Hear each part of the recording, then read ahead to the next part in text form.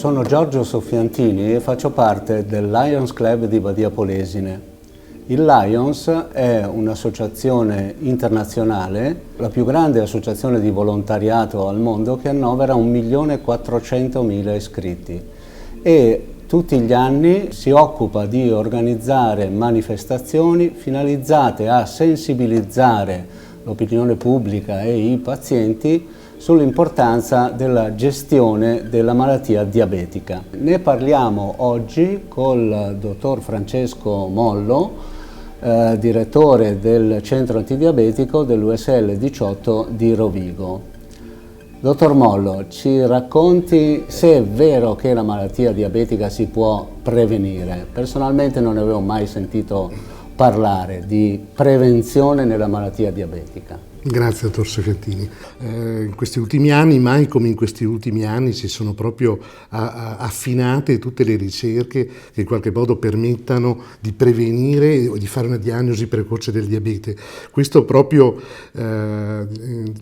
esaltato dalla grande necessità anche di controllare il più possibile l'espansione di questa patologia nel mondo, che rappresenta un vero e proprio flagello e oggi annovera 350 milioni di pazienti e nell'arco dei prossimi 10 anni questo numero è destinato quasi a raddoppiare in tutto il mondo, costituendo un impatto non solo per la salute delle persone, che è la cosa al centro del nostro interesse, ma un impatto anche per quelle che sono le risorse degli stati, le possibilità dei servizi sanitari nazionali, ovviamente di dare giuste risposte ai bisogni di salute di questa popolazione. Ora noi abbiamo dei fattori di rischio classici che ci permettono di poter prevenire, agire sulla prevenzione del diabete. Alcuni sono ben conosciuti: l'età delle persone con diabete tipo 2, che è la forma di gran lunga più diffusa nel mondo, insorge generalmente dopo i 45 anni, quindi l'attenzione verso lo sviluppo di questa patologia deve proprio intensificarsi al di sopra di quest'età. L'obesità, il sovrappeso sono ulteriori fattori ben noti. La familiarità, soprattutto di primo grado, la presenza di un diabete gestazionale nella storia di una donna che ha avuto gravidanze, quindi l'insorgenza di alterazioni del suo metabolismo glucidico in quella fase molto critica dal punto di vista ormonale, che è appunto la gravidanza. E recentemente si è visto come anche proprio la storia fertile di una donna è importante e rappresenta un possibile fattore di rischio. Le donne che tendono a sviluppare diabete hanno una vita fertile più breve, hanno una menopausa più precoce, e questo è un dato nuovo che si fa aggiungere a quelli di cui abbiamo parlato. Ancora un determinato assetto lipidico, la presenza di un colesterolo HDL, il cosiddetto colesterolo buono, basso, è un fattore che in qualche modo allarma sulla possibilità futura di sviluppare diabete. Dal punto di vista degli esami, poi quest'anno un gruppo proprio italiano, proprio della ricerca italiana della Calabria, ha evidenziato come anche glicemie che, pur rimanendo nell'ambito della normalità, superano nel corso di una curva da carica il valore ad un'ora di 150, rappresentino di per sé un fattore di rischio precoce per identificare persone che svilupperanno diabete. Noi diabetologi abbiamo uno studio classico importante che per noi è un riferimento proprio su questo tema della prevenzione, che è uno studio finlandese di prevenzione attraverso programmi di attività fisica fatto all'inizio del secolo, nei primi anni del 2000, e che ha dimostrato come semplicemente 3/4 d'ora al giorno di attività fisica aerobica, e intendiamo 45 minuti di camminata a passo veloce o 45 minuti di bicicletta o il nuoto, la danza, fatti 4-5 volte alla settimana, permettono di evitare lo sviluppo del diabete in queste persone che erano così pesantemente destinate a svilupparlo. Quindi non c'è dubbio che l'attività fisica ha dimostrato di essere in grado di prevenire, di evitare proprio l'insorgenza del diabete. Quindi lo stile di vita. Stile di vita è la parola, dottor Soffiantini, proprio magica che lei ha citato. La possibilità di fare un'alimentazione corretta e questa attività fisica regolare dimostra di permettere di evitare lo sviluppo di diabete anche in quelle persone che magari dal punto di vista genetico sarebbero predisposte. Questo testimonia tra l'altro che la genetica da sola non è portatrice inevitabilmente dello sviluppo del diabete nelle persone, ma che richiede intorno un ambiente che noi diciamo cosiddetto sfavorevole, determinato dalla sedentarietà e appunto da un esagerato, da un eccesso di introito calorico di alimenti. Anche la qualità dell'alimentazione, non solo la quantità dell'alimentazione, ha una notevole importanza. Ad esempio studi molto recenti evidenziano come l'uso di farine integrali rispetto alle farine raffinate, in quelli che sono i nostri alimenti quotidiani, rappresenti un fattore che rallenta, riduce il rischio di sviluppare l'insorgenza di questa patologia. Quello che spesso non viene esaltato, non viene messo in luce nella gestione del diabete è proprio la necessità che il diabetico ha di compiere molti atti nel corso della giornata per poter tenere sotto controllo la sua malattia. Questi atti prevedono appunto un giudizio su quello che mangia, un continuo bilancio tra quella che è la sua attività fisica, gli alimenti che introduce sia in termini di qualità che anche di quantità.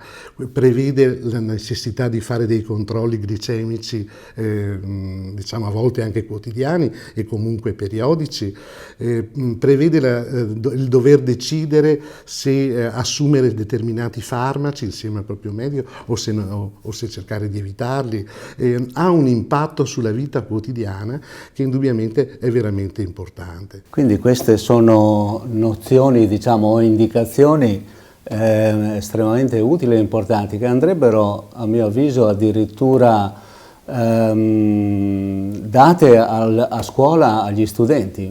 Non c'è dubbio, non c'è dubbio. Perché altrimenti, sin da giovani, se non si sta attenti allo stile di vita, ci si può cascare in questa patologia. Certamente, non c'è dubbio che gli interventi, in questo senso l'International Diabetes Federation, che raccoglie un pochettino tutte le associazioni che in qualche modo sanitarie nel mondo che si occupano di diabete, lo stigmatizza ogni anno attraverso la giornata mondiale del diabete, preme proprio su questo bisogno di prevenzione, di diagnosi precoce e di intervento già nell'età scolare attraverso un'informazione che sia corretta, che sia appropriata, che sia precisa e che permetta alla popolazione di avere ben chiari quali sono i rischi e quali sono anche gli strumenti per poter mantenere, diciamo, una buona salute nel corso della propria vita. Una cosa, questa patologia si può presentare anche in età pediatrica? Certamente, abbiamo parlato di diabete tipo 2, dottor Soffiantini, fino adesso,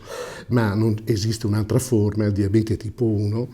Diabete tipo 1 è il diabete cosiddetto giovanile, quello che ha un'insorgenza proprio nei primi anni di vita e che ha un'origine completamente diversa. Qui usciamo dal campo un pochettino del problema del sovrappeso, dell'obesità in senso stretto, e entriamo anche in settori della medicina quali l'autoimmunità. E quindi quando parliamo di diabete tipo 1 in modo particolare parliamo di diabete tipo 1. Però c'è un però.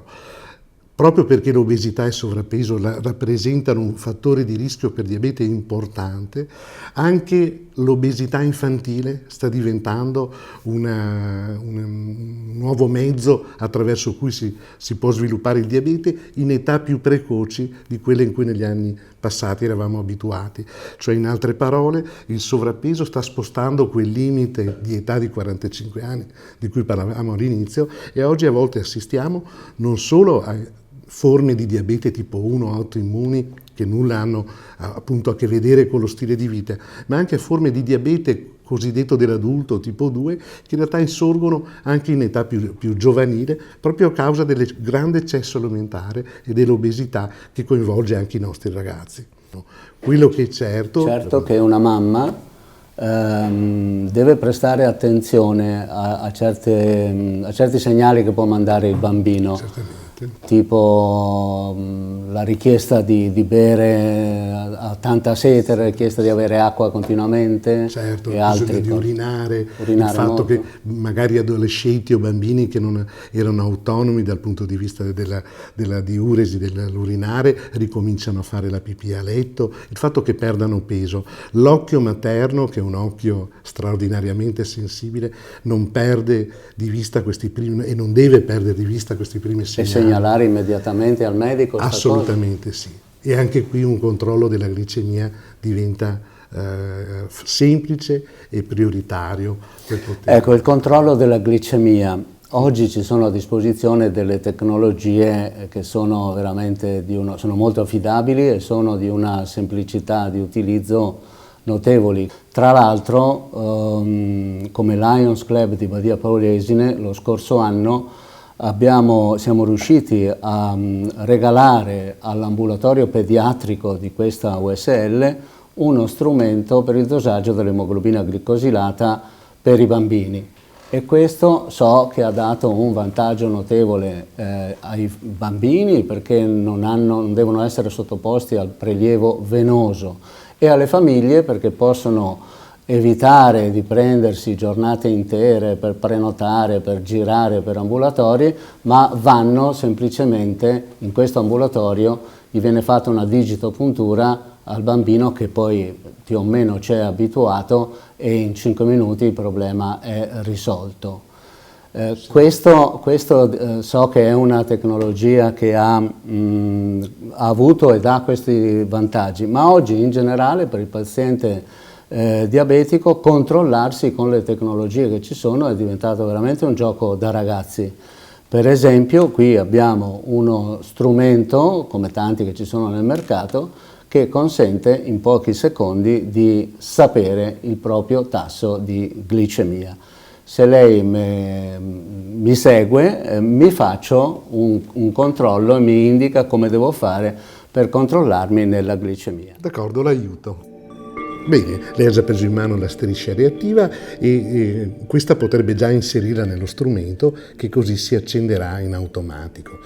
Adesso si disinfetti il polpastrello con un po' di cotone e con il pungidito, che ha un ago che poi si può eliminare e cambiare, si punge il dito cercando di ottenere una piccola goccia di sangue. Non ne occorre molto, proprio una goccia di sangue. Pian pianino, bravissimo, appoggia la striscia, che per capillarità riempirà con un po' di sangue e otterrà il valore in 92. Perfetto, normale, complimenti dottor Grazie, Soffiantini. grazie. La prova è finita, 92 di glicemia, a distanza da quante ore dal pasto? 3 ore. 3 ore, è un valore che rientra nella piena normalità. Non ho fattori di rischio, quindi all'orizzonte di poter sfociare in questa In questo momento sicuramente patologia. direi proprio di no.